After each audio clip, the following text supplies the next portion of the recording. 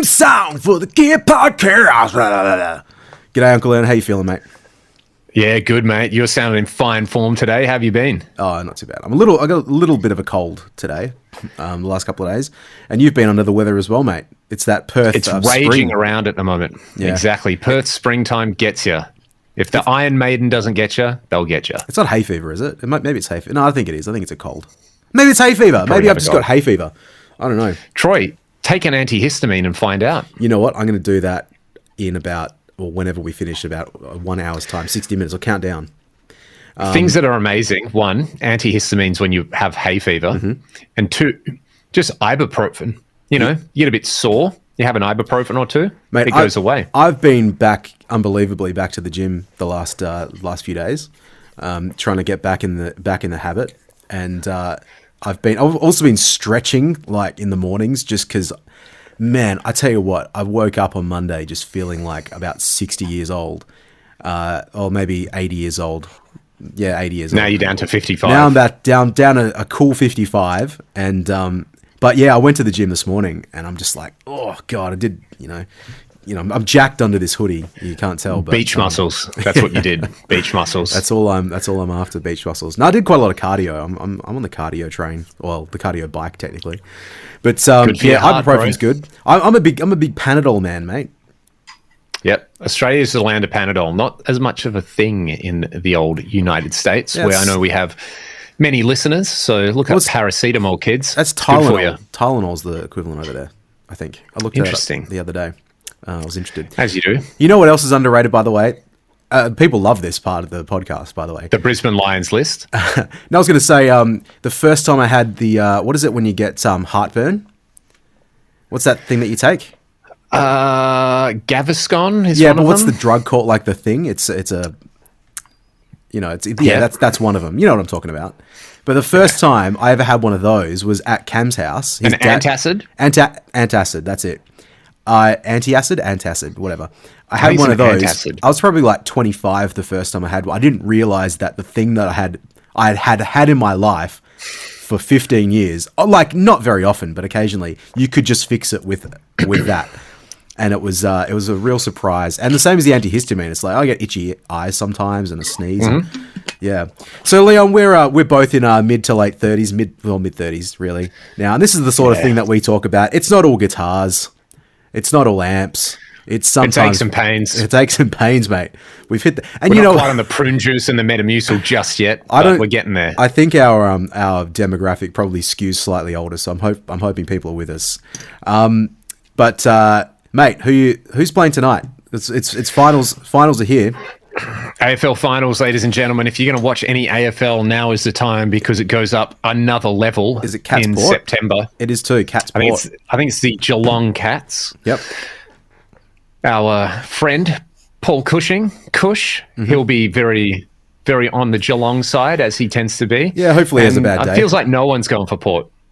Oh, look, they're playing at home. They've got a couple of injuries, but I think you can't not back Port Adelaide at home, and then home. So Port Adelaide at home. I'm going to go Port Adelaide at home. Hawks Bulldogs. Troy, who's going to win that one? I think it's probably going to be Bulldogs. I'm going to be pulling for the Hawks. Your mate Rory Lobb. Yep, the lobster, the rock lobster, the rock lobster.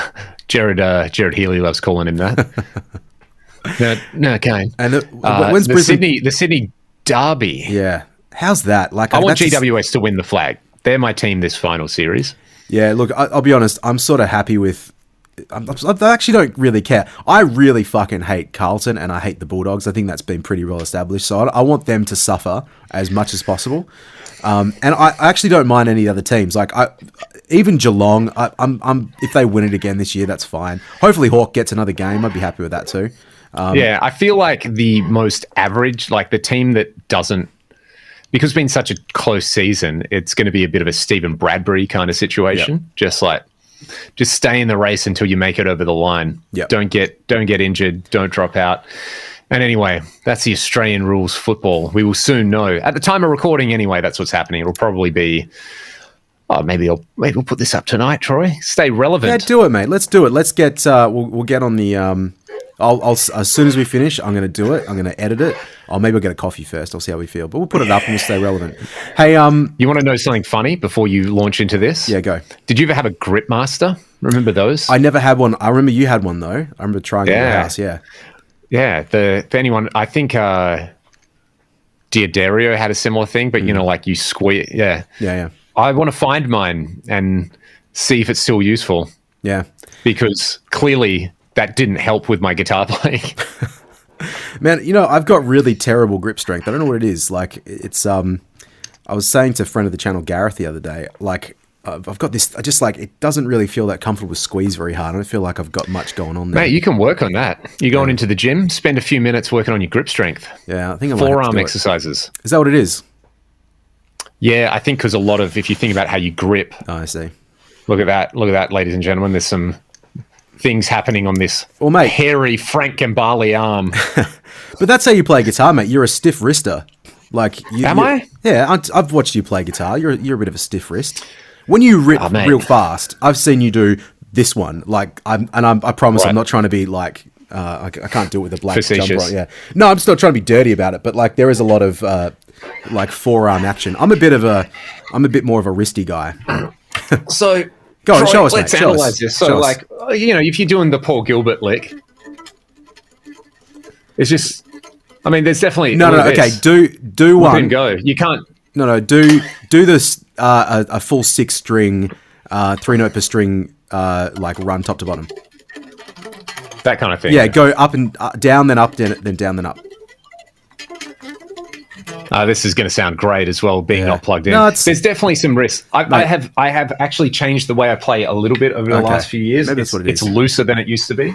Yeah, because I swear you were a forearmer. You're a foreman. Exactly, and I wondered why I got so tense all the time. But many things. Yeah, it'd be interesting to do the slow-mo camera thing and actually analyze it. What's that guy's name? Cracking the code? Troy Grady. Hey, Troy. Another Troy. Another great Troy. He can join the No Troys Club. And we can Troy? Yes. Troy, not Grady. What I wanted to say before we actually talk about proper topic is we should just quickly shout out friend of the show, the other John Brown, for his really good interview with Nolly, because that was great. Did you listen to it yet? You know what else was great about that video? What's the that? Video editing. It looked amazing. It looked good. Like everything. It looked sounded so much good. better than this. Yeah, like that's not Germans, but that's Europeans for you, mate. How's them? Like it's like the opposite of us. They're like talented and bald, and then here we are. We've got hair and shit. It's yeah. I also love as well that he calls himself Speaker Lex Luthor. Very good. No, I haven't, like, I know Nolly because everyone knows Nolly if you like rock and roll stuff and heavy metal, but I haven't watched that many interviews with him. But I did really appreciate there was one moment I said to you where he's like, the Laney GH50s, yeah, they're cool. I had one of those in the GH100 because Paul Gilbert played them during the Superheroes era. I'm like, mate, of course he did. And that's, I would love, if I ever get the chance to talk to that guy, there's one question I want to ask him, and that is, hey, Nolly, were you on the Racer X forums back in like the mid-2000s? Did we ever interact? Because that's where I spent a lot of time. I used to bounce between the Racer X forum, the Perth Bands forum, obviously here, this is all pre-Facebook, because they're, Oh yeah, Facebook ruined the world. It ruined everything. And, so anyway, I wonder if we would have interacted, but that's a long time ago. That's hilarious. Did you enjoy Paul Gilbert's JHS episode? It was okay. He kind of, it was odd seeing him not get the sarcasm. Yeah. Because that's very much just Josh, right? Like, I think so. Josh is a funny dude, a very sarcastic dude. And I love when he kept asking him when he wrote that song. He's like, I didn't write that. Oh, wait, you're being sarcastic. Yeah. What on earth is going on? The whole time, Paul's just like, that brought away. Yeah, just like, what? Is this? I thought we were here to do a pedal board, not tell jokes. Yep. Old serious Paul Gilbert's what they call him. Yeah, yeah. Just like his instructional videos, which were all not about pulling rabbits out of hats at all. Yep. I still like, my favorite thing was I think it was the Intense Rock 2, with the green screen with the pasta, like someone's making pasta in the background. Just making pasta. And there's like the cheerleaders, and it's just like, that's so clever. Because remember, I think it was Greg Howe, like the start of his video, there was like a little skit. That was kind of funny.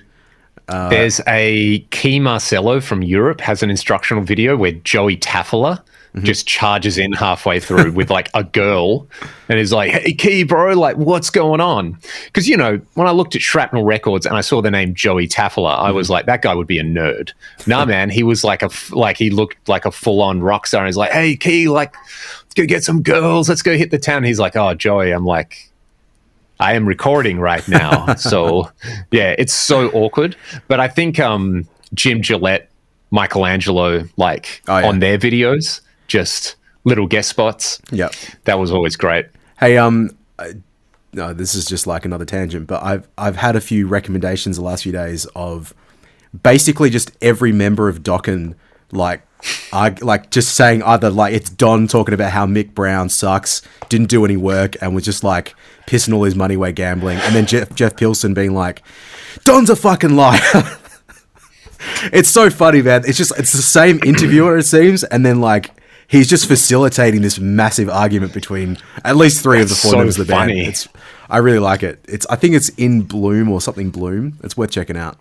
And then I got some recommendations for some like Vito Bratta interviews. I'm like, oh man, there's a big rabbit hole there. I gotta once the footy season's over, I'm just gonna start listening to these old heavy metal podcasts and whatnot. Because that'll be quite fun. Speaking of old heavy metal, as opposed to our young heavy metal podcast. I know. Tell us. Oh, mate, a segue. It was a perfect segue. I went and saw Iron Maiden the other night, and that was pretty cool. Bruce still got the Bruceness. Yeah, mate. Bruce sounded unbelievable.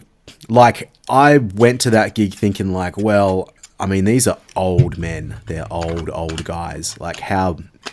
Like, in my head, Iron Maiden has been Rock in Rio 2004 for, like, the last 20 years. That's like, my image of them. Because there was a pretty big jump between, like, you watch videos of, like, you know, Number of the Beast stuff back in early 80s. And then you watch that, and it's just, like, they kind of hit that 2000s period. Like, Adrian Smith looks exactly the same. Like, is dressing exactly the same. Yeah. Steve Harris kind of hasn't changed at all for 30 years. Yannick Gers as well. It's the same, like, tight pants, white high tops, you know, tank top. It's all really funny.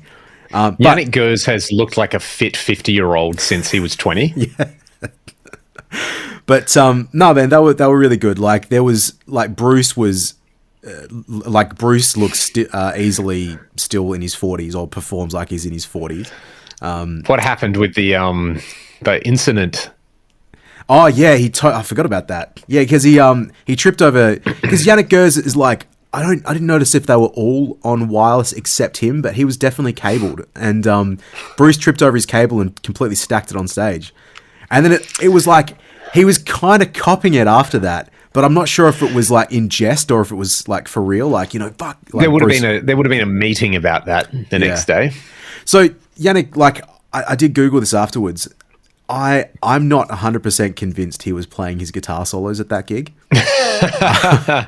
So there was because, you know, they've got cameras on them. Like, there's two big cameras, and by the way, every time I went to Nico McBrain, it was like, that's a man that's just holding on for dear life.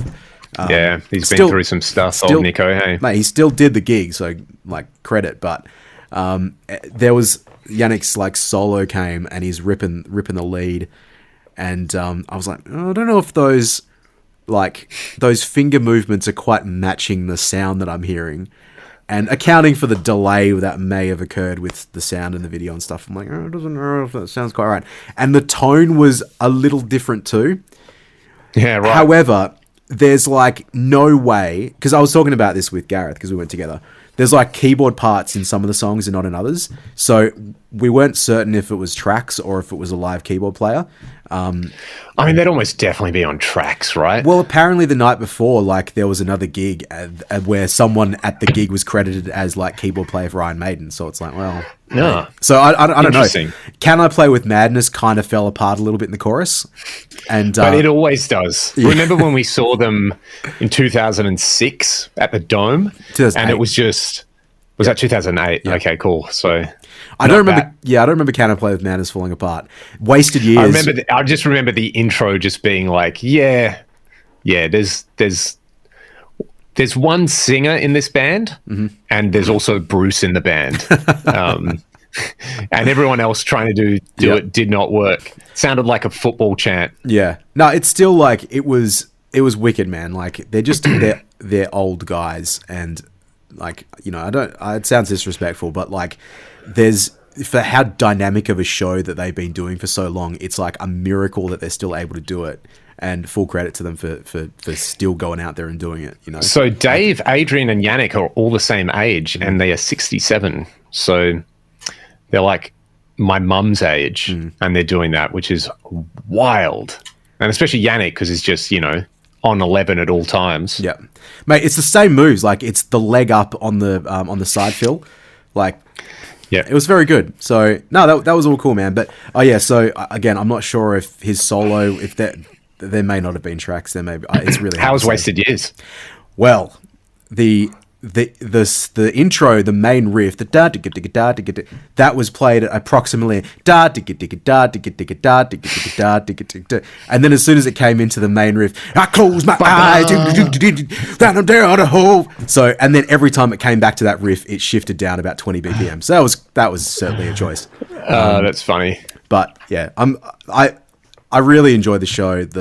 I hadn't listened to any of the new stuff, and there was a lot of long songs, which I was happy to have been sitting down because the last time I saw them, they did that. They played a lot of new material and a lot of the long songs, and I was like, this is fine. Did they play the song Somewhere in Time? Yeah, that they open with Caught Somewhere in Time. That's a great song. Yeah. Like I've listened to that song a lot this year, just because I listened to it this morning at the gym. Like, it's cool. Like how they did it as well is they played the intro. They played that from tracks for the intro, and then when it goes into that more gallopy part, that's when the like pyro went off and they came out, and that was actually pretty cool. But yeah, there was a couple of songs on there that were quite long, and they played Alexander the Great, which I was really happy about. But I also knew, I was like, man, that's a long one. Like they launched into it, and I'm like, man, crikey. So they've had some. I used to love on their live albums. They would always list the gear. Right.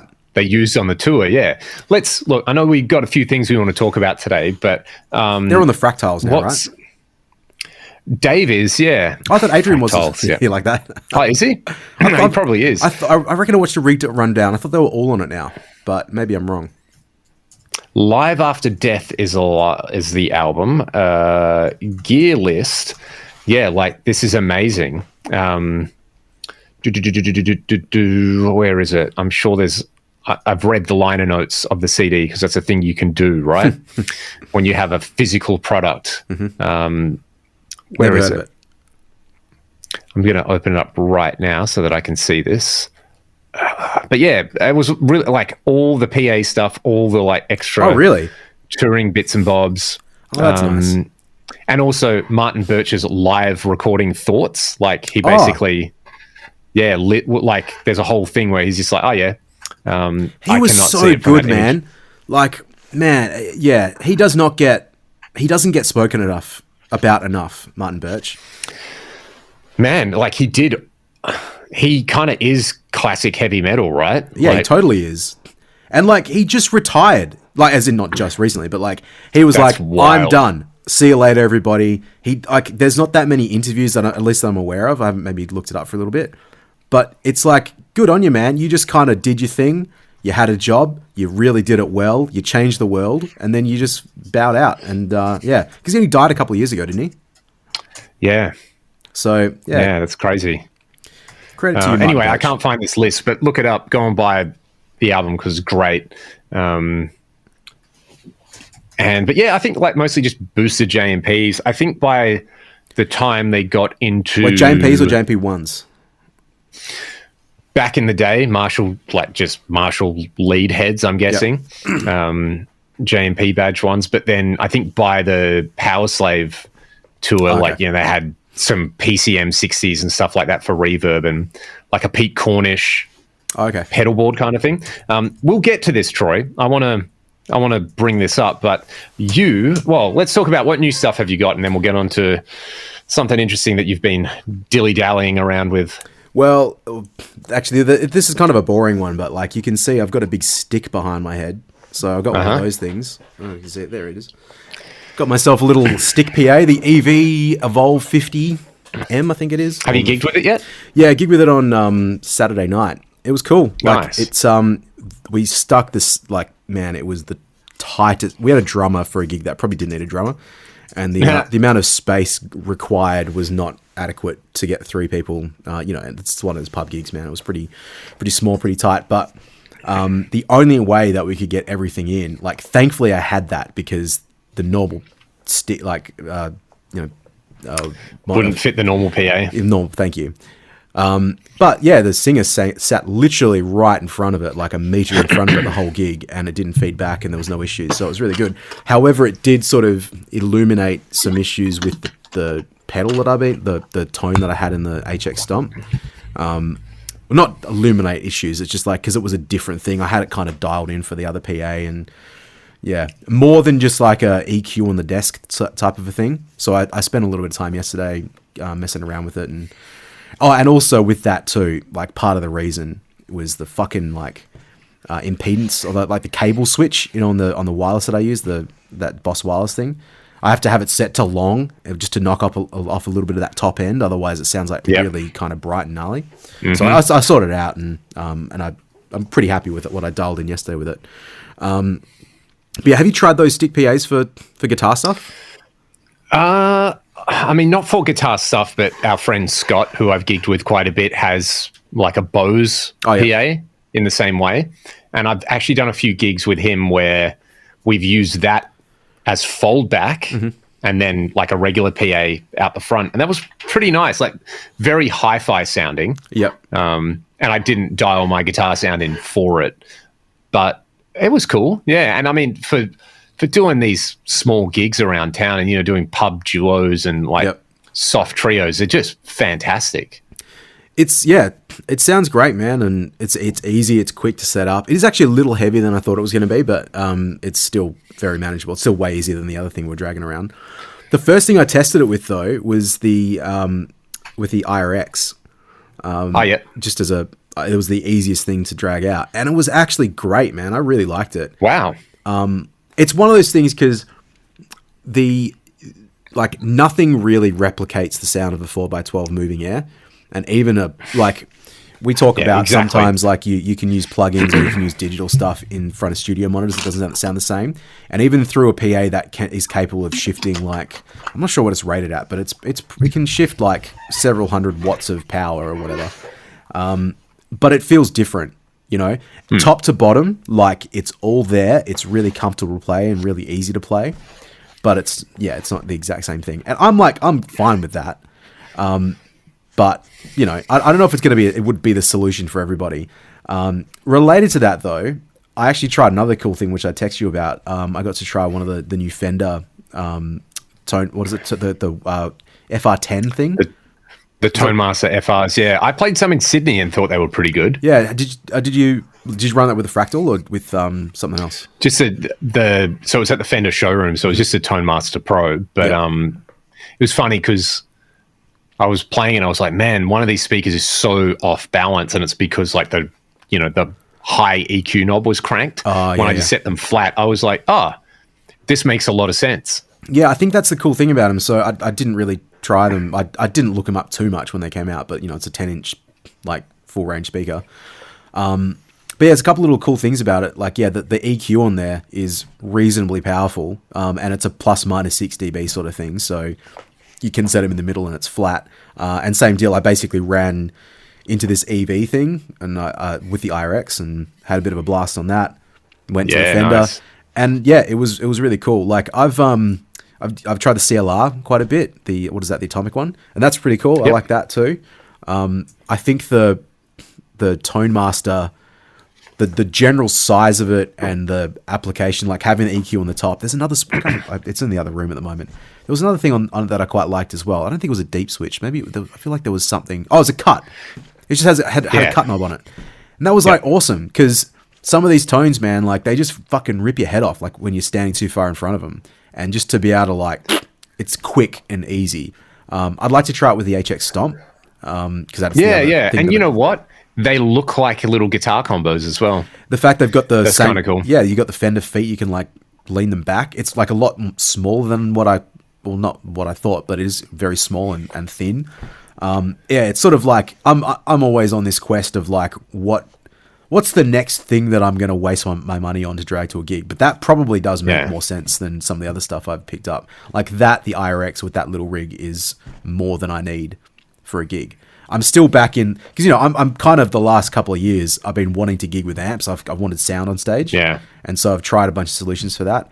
The 212 Marshall, I think I mentioned using that for a gig a couple of weeks ago. That and the Soldano Astro, just like a little bit bright, a little bit too much. It might be the speaker that's in the cabinet, but I think like for some of those applications, it's not the vibe. It's just it is a bit too much like the 2x12. So.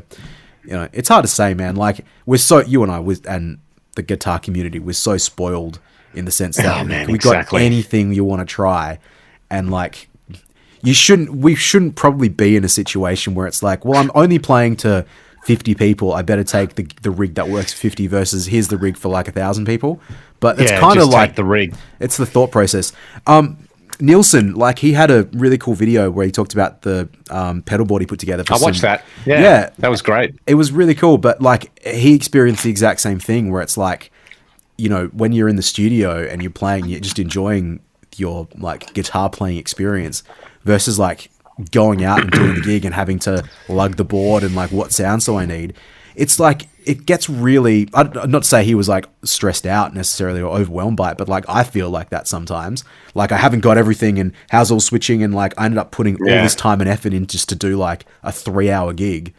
And it's like, is that real for the hobbyist in me? It's great.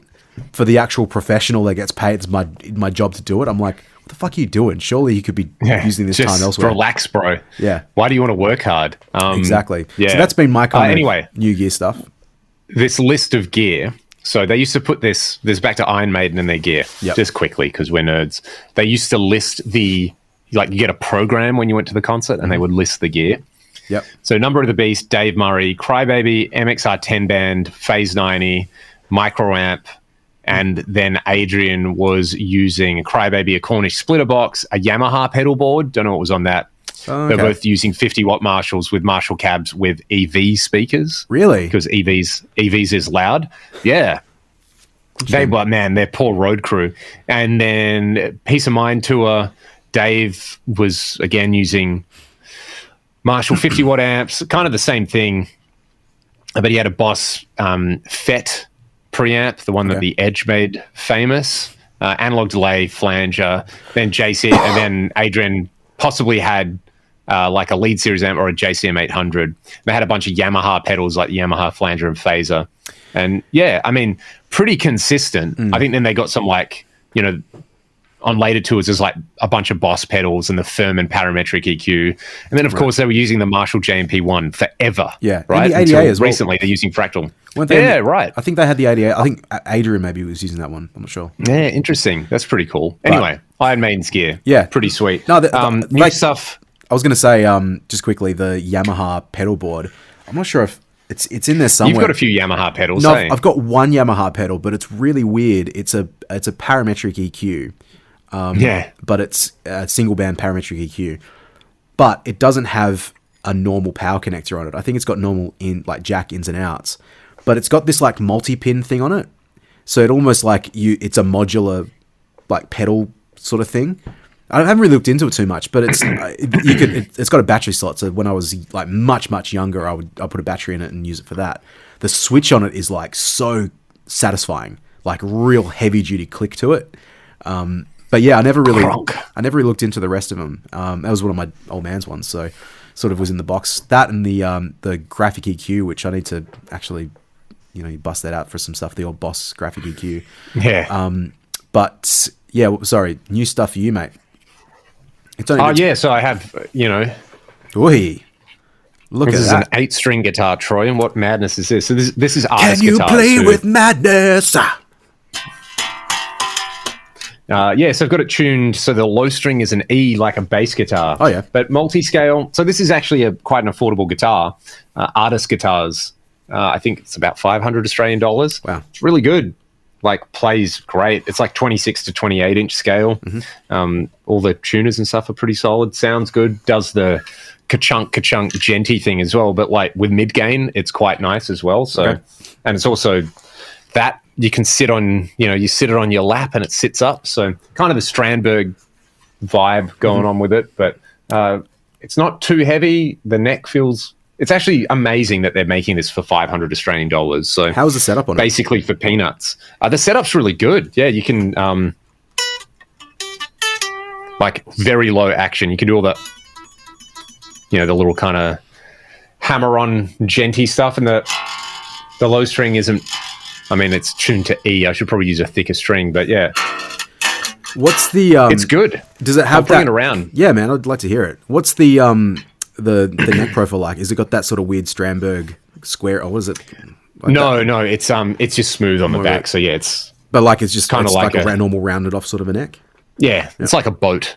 Yeah, it's quite thin. The other thing as well, which at the time we're recording this episode, this is coming out today, is this the Boss dual delay. SDE. So it's it's the first dual delay micro pedal they made. They did the like SD 3000 reissues. Yeah. It's basically those sounds in here. You have it's obviously not as deep, but it's got the Metal Zone style concentric knob, so you can control mod, depth, rate, high cut, stereo in and out, external tap tempo or expression. There's an offset in there, so yeah, you can do your kind of rhythmic delays and ping pong and stuff like that. Cool. So yeah, and it's apparently it's the first Boss pedal with a blue LED, which I didn't know. Can you run it as two separate delays as well? Like, or is it just a kind of like the Dig where you've got that switch that more a Dig vibe? I'm sure you probably could if you went dual mono in. You just have to get the offset set up correctly. That's a good question though, Troy. But yeah, anyway, that's some new stuff that I can talk about. But you had a vision in the middle of the evening and wanted to discuss gain staging. Yeah, I did. So we'll have a little chat about something. Hey, so what this started with, because I had, firstly, a couple of days ago, I've been messing with these Synergy modules a bunch. And I have another Syn 2 rack on the way as well, which, again, another tangent. Why not everybody? I managed to get the WIDI jack hooked up to my amp rack. So that's now being controlled via my computer, which is really cool. I had to reset it several times, which was a freaking huge pain in the ass. It took about 45 minutes to get it to work, but it is working and it's working great. But yeah, over the weekend, because I typically will be playing guitar around a Friday afternoon, and then I don't get a chance to come to my studio till Tuesday, about midday. So all weekend, I'm just having ideas and thoughts and dreaming. Yep. Marinating.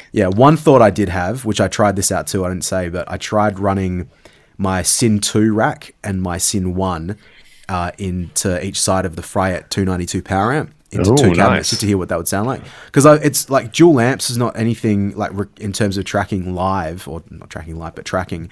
It's not really something I've done that often. And there's a few reasons for that, like the main one being the possibility of noise if you don't have the correct way of splitting stuff. So I ran it through the new DI reamper thing I've got. It's got a link out, so I sort of linked that into a different reamp box, and that actually, it was great. It worked, technically worked. I didn't spend a lot of time. I probably spent about an hour tweaking some sounds, and I don't know if I really had a methodology, or it didn't immediately make me blow my didn't blow my socks off to go well, this is how I have to record guitars from now on. But that was a thing that I had thought about, because I just hadn't tried it. And that happened on Saturday. And I've got to try that as soon as I get into the studio. Related to that, though, I was what I haven't really thought about recently is when I used to do PA work and live sound stuff. Firstly, when you're turning all your equipment on, your power amps go on last, or your speakers go on last, and you turn all your other gear on first, because that way Your power amps are on, and then you turn the power on of anything before it. There's a chance of it all going like pop and bang. So that's not very good. Yeah. But you turn your power amps on, and typically, not all the time, but oftentimes you'll just turn the volume on them like all the way up, so that you have as much headroom available at the power amp section as you can. Like you can possibly still clip the input depending on how loud it is, the thing that you're driving into it. But that's just a way that I was always instructed to set things up. When I had the rack years and years ago with like the ADA B200S power amp and the ADA MP1, it was always like power amp all the way up, and then I would use the volume control on the preamp to control the overall volume. I feel like I've got to get my hands in. I'm like flailing my hands out to the side there of the camera. But I'll use the ADA MP1 to set the level that I wanted to play at. I haven't really played with that so much with the Synergy rig recently, and so I thought I'd just give it a little shot. So that was kind of like Tuesday, like just fucking around. What does it sound like? Like, because in terms of functionality, it's one thing. Does it actually make a difference to the sound is the other. So I'm like, all right, fry it all the way full, and then Synergy all out, main volume out. Set it up. I reamped a bit of music through it so I could hear what it sounded like, and then I did the opposite. So fry it all the way down, Synergy all the way up. Balance the levels, and play it back and have a listen to it. So I actually texted you. I had typed out a message of this little experiment because I thought you might be interested. And then we got talking. You sent me something else. I deleted it and I didn't send the message. I was like, "Oi, what's the deal with David King?" Pretty much, we're talking footy. So anyway, it was interesting. So I had to level match them like by ear to start with, and looking at the waveforms, I managed to actually get the levels within 0.1 dB, which I was quite impressed with myself. Well done. You're aware of what a null test is as well? Certainly am. So for those... I'm aware, but is the audience aware? So firstly, I've got two recordings, right? And one is with the power amp all the way cranked, and the other is with the preamp all the way cranked. So they are difference in volume. And I could play them back one after the other to hear a difference. So what do you think, Leon, instinctively... What do you think the difference would have been with this little experiment? Do you think there would be any difference? Well, one's like warmer and that, bro, and the other's like more harsh cutting kind of time. I would expect there to be... I don't know why. I would expect there would be a difference. That there would be like a measurable, statistically significant difference. And I don't know why, no reason, just I'm like, but when you got one loud and the other quiet. It would stand to reason that if you've got the output of something like the Synergy driving into the input stage of a power amp, possibly you could overload the input to that power amp stage, possibly, and then the sound would be different. So I think that's like a reasonable thing to assume. I can tell you from my experiment, there was like no audible difference to with either of the clips. Like flipping backwards and forwards, I literally could not tell you which one was which. Like, well, that's kind of good to know. That makes it easy to set up and use. It means it doesn't fucking matter for starters. Like it's still a good experiment to run. I mentioned the null test. So yeah, if you are unfamiliar with the null test, if you've got two signals that are like basically the same and you polarity reverse one, and then play them at the same time, if they are in fact identical, and one signal is reverse polarity, not reverse phase, technically it's reverse polarity, but the combination of those two sounds will equal 0 and you won't hear any sound, right? If you mute one of the tracks or one of the sounds, then you should hear that sound. If you mute the other sound, you should hear that. And then if you mute them, if you have them both playing with them out of polarity, or like we colloquially say, excuse my language, out of phase, but it technically isn't that, then you'll hear nothing. So I did a null test on it. I took the two sounds, flipped them out of phase. This is where I sort of worked out that I could get it within about 0.1 dB in terms of how much how close I was. Now, did you try reamping the same thing twice and then nulling that against itself? No, I could try. Probably, I would imagine that just because power and things like that, it's worth trying a little bit. Like it didn't completely phase cancel. Like that was not the case, but it phase cancelled in a way that if I showed you what it actually the resulting sound the remainder was, it was like it was so tiny. And again, I moved it within 0.1 dB increments to see if I could null it out as much as possible, and it phase cancelled cancelled as much as I could kind of expect in situations. So it was like an interesting little experience. So in terms of like relating this to gain staging, this is sort of what people talk about, right? Is like, at what point in your signal path are you actually boosting, or not boosting, but like what levels should things be for them to operate correctly? Okay. Yep. Now, let's just, you have a Syn 2 as well, right? And for those of you that use Synergy modules, and if you don't use Synergy modules, that's okay. But imagine any Synergy module that you have, there is typically a gain knob on it, and there's like EQ controls and switches and whatnot. There's always an output control, right? Every channel of a Synergy module, not the actual rack itself, but each channel has its own output volume control. So you can balance those out. You can like have one up for your solo boost, or you can balance a clean and a dirty sound. It sort of doesn't matter. So in this system that I have at the moment, in terms of using a Synergy module, it's like guitar goes into the rack, then the module itself has a volume control, the rack itself has a volume control, and the power amp has a volume control. So there's 3 different points there of which you can boost and like boost the gain. So here's a question for you. If you were to take the volume of the channel, the module itself, like any channel, and you turn that all the way up, have you done that experiment to see see if there's a difference? And do you think there's a difference or not? Well, I know with the 2CP, you have to be careful with that because you can clip the graphic EQ in it. But beyond that, nothing else. No other experience, you mean? I mean, like, I haven't done this experiment. I just normally what would you think? Turn it up. What would you think would happen? I mean, you would think in something like a high gain module, not much should change. My little testery mate, it's actually quite a significant change in terms of like clipping or audible clipping. Yeah, interesting. So I actually wanted to look this up, and it'd be cool. If anyone knows more about this stuff than I do, then please like chime in comments or put Hello, stuff in. Stephen Fryatt. Tell us all about it. But there is like an extra tube in the Synergy racks. We'll come back to that in 2 seconds. But when you crank, so if I have, in terms of the overall signal flow, if I have the Fryatt power amp like all the way up, and I've got the chassis, the Syn 2 rack all the way down, or like I can use that to the master volume control, and then I just crank the shit out of the channel, the module channel, like all the way up, past about like, and I was doing it on the Deliverance module, so I believe it should be consistent with more than just this one, but I'll do it in reference, and maybe I'll test this out later.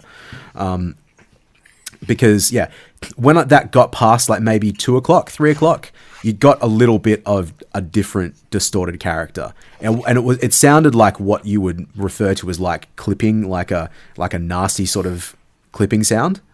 So it was, I feel like I may have tried this at some point before. I wasn't like that surprised about it, but I may have actually tried this originally with the Synergy, like when I very, very first got the modules, like just within that, like not with the power amp, but just like going direct. Like, does it sound better to have this one up and down?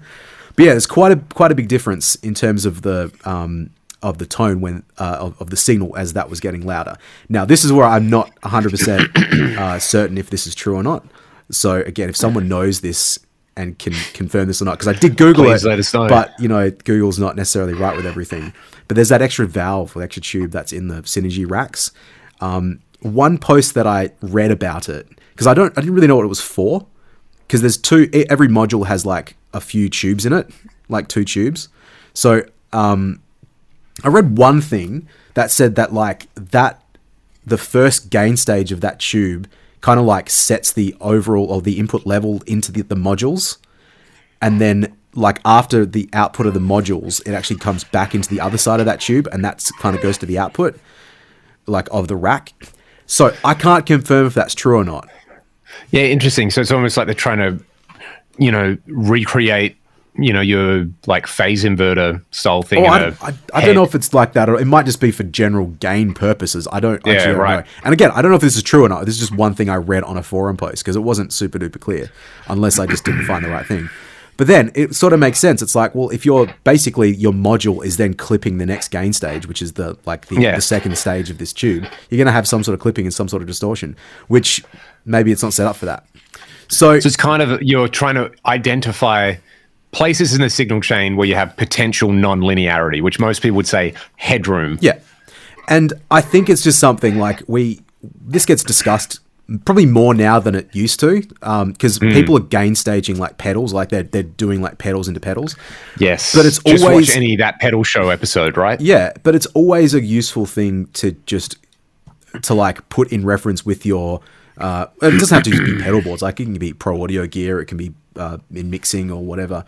But like gain staging, or I refer to it mostly as like gain structure when I'm teaching like audio stuff, like unrelated to guitars strictly, but signal flow and gain structure are like the two most important things. So signal flow obviously being where does your sound start in terms of guitar? It's at more typically the person playing it, but then you're strumming strings, which is getting picked up by the pickups, which is going to the output jack or through the volume knobs, and then through your cable into the input of the amp, etc., etc. So there's a lot of like stages there, and obviously when you get into an amp, there's a lot of places whereby the signal is turned up and then turned down and turned up again.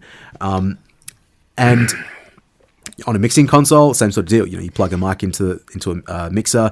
You've got like gain at the top. You've got faders you can control. You've got EQ. There's just like a lot of stages of amplification.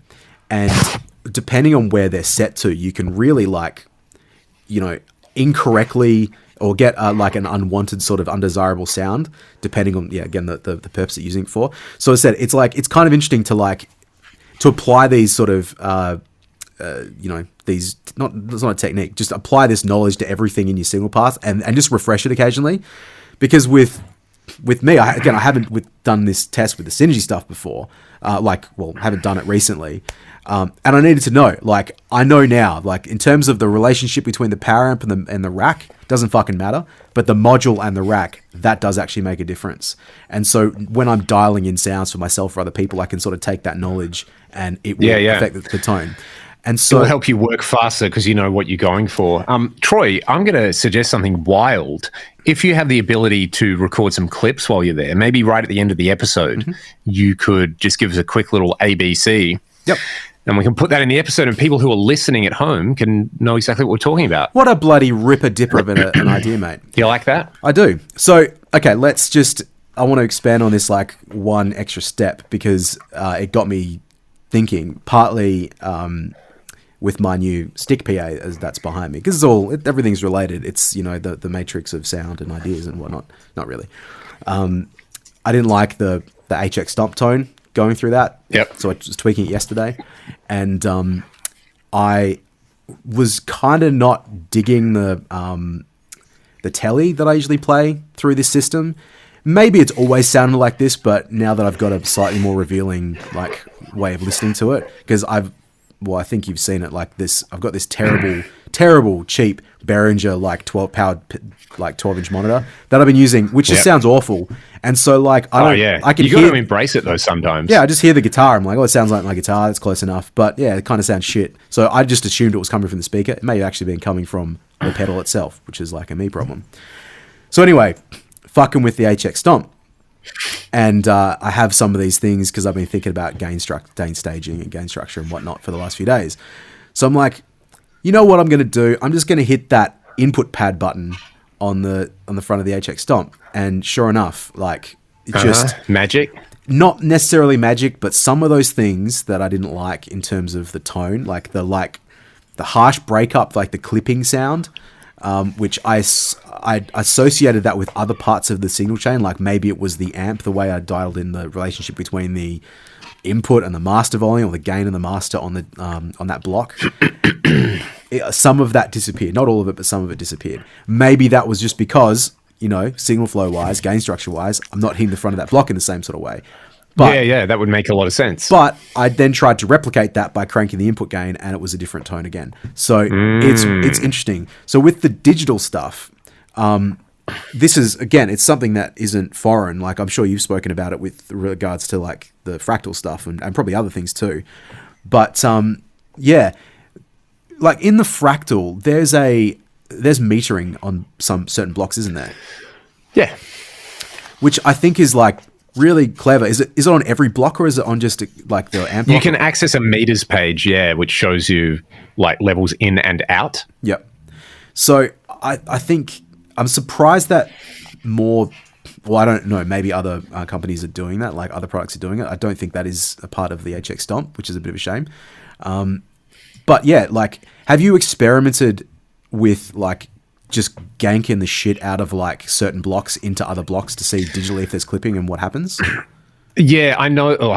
This I have done because I was testing something, and it's really hard to clip them internally. They have like the internal headroom I know is quite high. Yep. But with anything that's just like kind of linear and well behaved, it's almost impossible to clip it. Like you need to run multiple amp blocks boosting the gain to the max kind of thing. So yeah, it's pretty well behaved. But then obviously like, fuzzers and fuzz models and things like that, that's very sensitive. And like the AX3 and the FM9 have auto input impedance as well. So if you've put your drive block first in chain and you go to like a particular fuzz model, then it will change the impedance. So, when you're cleaning up your volume control and stuff, those kind of things are pretty important.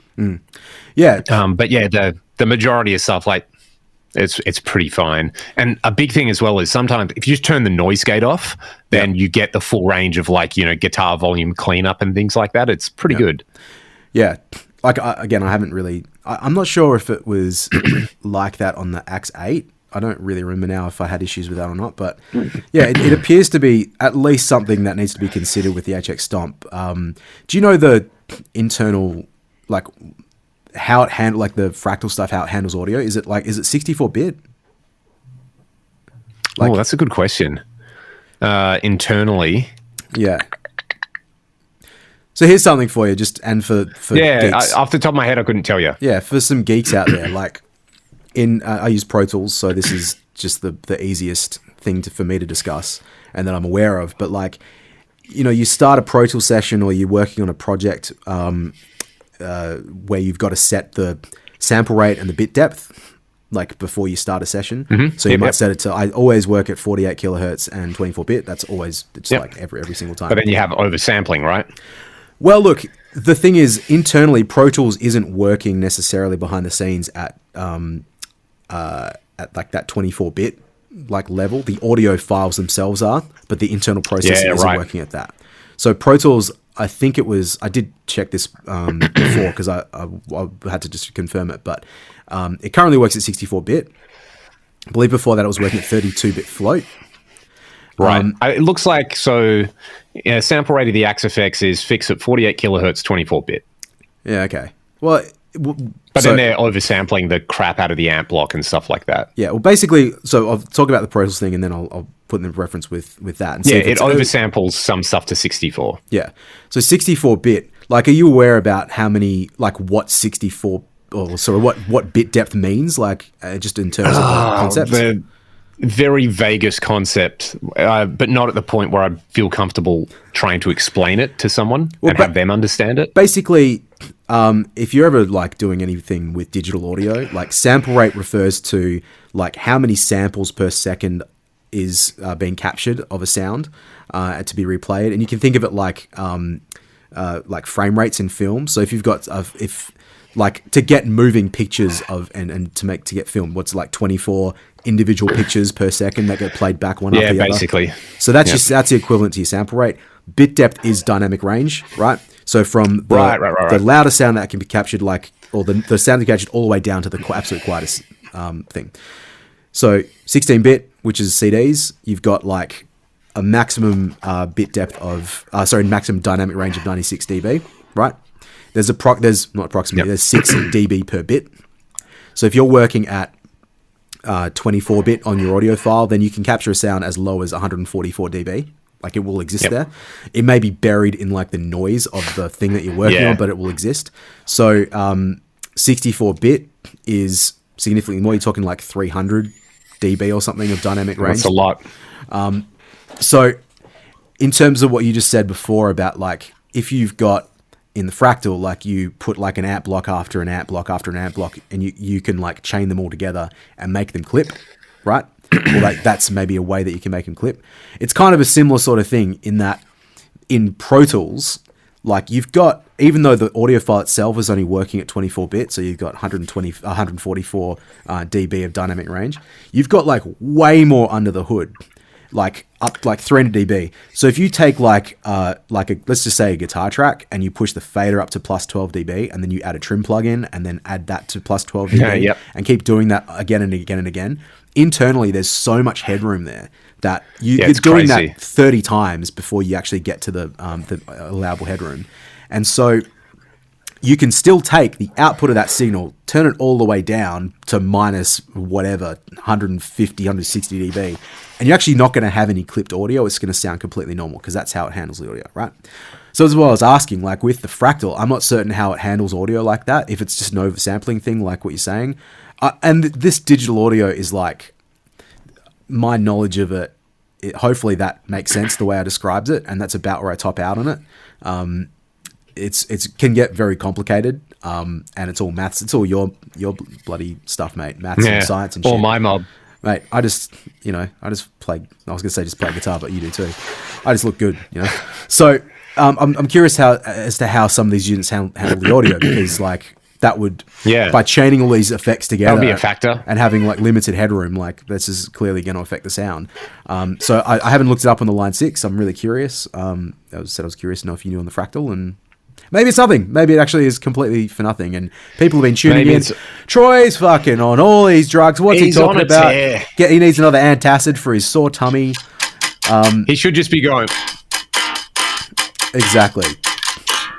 You know, giving them those ones. Exactly. But the greater point is like this stuff, it does matter, right? In terms of how audio works. It is very complicated, and a lot of products are, and I say this respectfully, like dumbed down so that we don't have to think of it so much. But some of them kind of aren't as well, or maybe they haven't been considered in the same sort of way. So, you know, there's so many times when products come out, if it's analog or digital, where people just like shit on it because it sounds bad.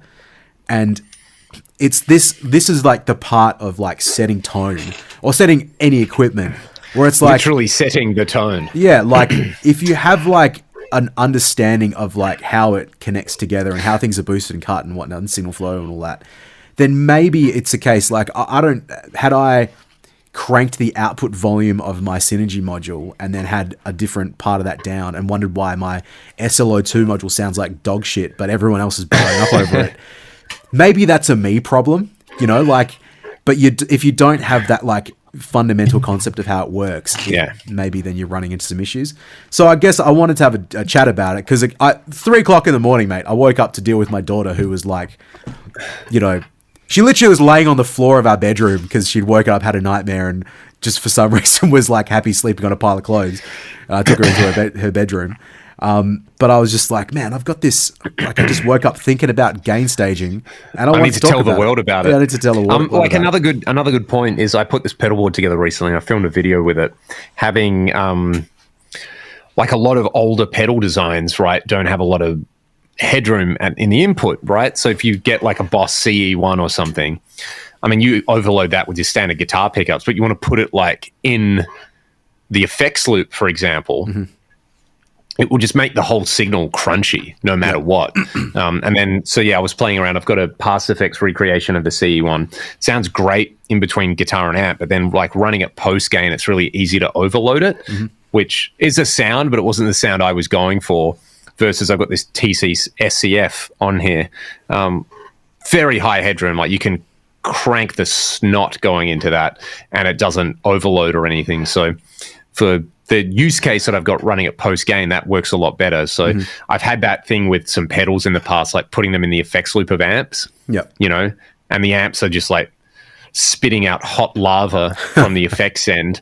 And, you know, the pedals are kind of unusable. So there was, and then, then there's a whole other thing of, is it a parallel loop or a series loop and things like that. So there's your signal flow. It's exactly. It's signal flow, bro. It's signal flow and it's keeping the noise under control and, you know, running multiple boosts into the front of an amp with no gate, wondering why that is louder than the signal. Yeah. So it's funny, man. It's good stuff. It's like, we should probably, if there was Well, look, I said, when I teach audio, because that is my job and it has been for over 10 years and it's been 20 years of doing sound.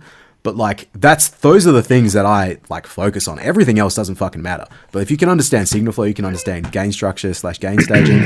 And then if you can understand phase and polarity, which if you're unfamiliar with the difference, let me know in the comments and I'll tell you, I'll describe it very articulately next week. But it's like with guitarists as well. Like you're not going to like, hey, here's an 8-year-old that comes in for their first guitar lesson. I better give them the manual on how to set their pedals correctly. But there is a point when like you are in your guitar journey and you start buying a few things. You just need to fucking sit down and think about it and like understand it. Yeah. Because go on. Sorry, you finish, mate. I was going to say, it's like there's just so many different, there's so many complaints. And when I watch YouTube videos of people that aren't like, they're just complaining about gear that they don't like, it's like, sometimes it is the gear. Absolutely. Sometimes you're not using it in its intended way because you're missing that one little bit. And yeah. Anyway, that's one of my students who's he's year 8, so great player. Like really, he's got it. He's awesome. And his granddad bought him a pedal board and some pedals, and was like, "Mate, what do you want?" So he's got like a Boss OD3 and an MXR micro amp, a wah pedal, and there was one other thing on there that I forget. Might have been a delay or a chorus. Really cool little board. It's on a Warwick rock board as well. Where I was like, good choice. Troy approved. Anyway, we were talking about something. Something came up. We were talking about, I don't know, effects. And I made the joke. I was like, oh, yeah, the world's most popular bass line that wasn't played on a bass guitar, Seven Nation Army. That's right, because we were joking that he had a performance. And, I was like, what? You didn't play Seven Nation Army? I thought that was like mandatory, like every kid's school band. And he was like, oh, yeah, the bass. And I was like, yeah, that's actually he's using something called a whammy pedal to tune his guitar down. And this kid was like, oh, sometimes what I do is I turn the bass up on my pedal and then that gives me the bass sound. And I was like, look, you're making the sound, you're turning up the low frequencies, but you're not altering the fun. I was just like, oh, yeah, that's fun. So, he'll get there and realize that, that was technically not a correct statement, but also this kid's having fun. I don't want to step in and be like, actually, bro, you're not tuning down. You're just making it buffier. At that age, like, you just have to play. Like, playing is fun. Just let them run free, mate. Free range. Playing's have good. Some fun. But when you're like us and you just like, buying new stuff and wasting your money. When playing's no longer good and you just have to be right on the internet, that's when it matters. That's when, if you're going to... I don't have a specific like comment or person to call out for this sort of stuff. It's interesting to me. This is like the thing about audio and what I do that I find sometimes the most fascinating and interesting is it's the nerdy stuff, but it doesn't. It's not that much to learn. Like and hopefully when it gets pointed out, you can just like apply that and like get better results. That's my bloody thoughts, mate. Oh, Troy, I got a question for you. Heads or tails? Heads. Okay, I need a question to go with it. So, all right. If it's heads, you get to ask me a question. If it's tails, I get to ask you a question. Okay, heads. The turtle on this Tortex, that's heads. Okay. Let's flip it. Real time, people. Mate. Okay, you ready? Ask me a question. Do you lick it a day? How did you know that's the question? Answer the question, Leon. That question will be answered on the next episode of the Gear Podcast. See you later.